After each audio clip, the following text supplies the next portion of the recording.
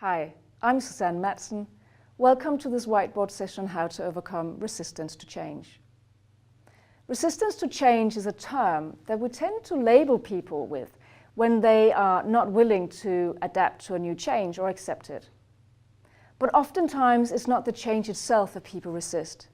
They resist because they're fearful they might lose something or that they will be no good at coping with the new state.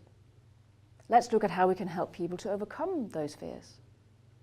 The first step is to listen to people's fears and concerns. Because this is an emotional thing, we've got to engage at that level. Listen to what people believe are going to happen. What are they afraid of? Empathize and try to see it from their point of view. We also have to provide clarity and certainty. If you can give any guarantees at all that will make people calm down, do so. But also provide clarity about what will happen and what won't happen. Some people are afraid because they create doomsday scenarios and their minds run loose, but that's because they don't actually know what's going to happen. You can help them provide that clarity by giving them more information about the change. Next, demonstrate what's in it for each person. For sure, I'm going to be more pro a change if I understand that there are benefits for me. So put yourself in the other person's situation and look at all the ways in which this person would benefit and convey that to them. There's always two sides of the story.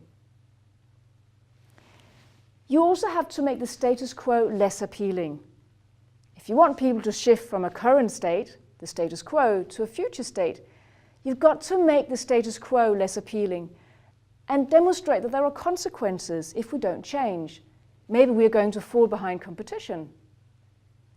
In change management terms, we talk about creating a bit of a burning platform. But don't create too much of a burning platform because that may just make people even more fearful. That's what you don't want. Making people part of the story is another powerful way to make people overcome their fear of change. That means that you can draw people into it, give them a role to play.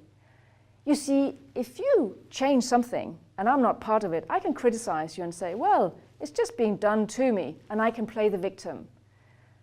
But if I'm drawn into the story, if I have a role to play, then it's much more likely that I'm going to be feeling positive towards this change. And lastly, slow down. Because change can be emotional, it takes time to adapt to it and digest this emotional change. By slowing down the rate of change, there's a higher degree that people will be pro the change. Thank you for watching. Please visit us again at projectmanager.com.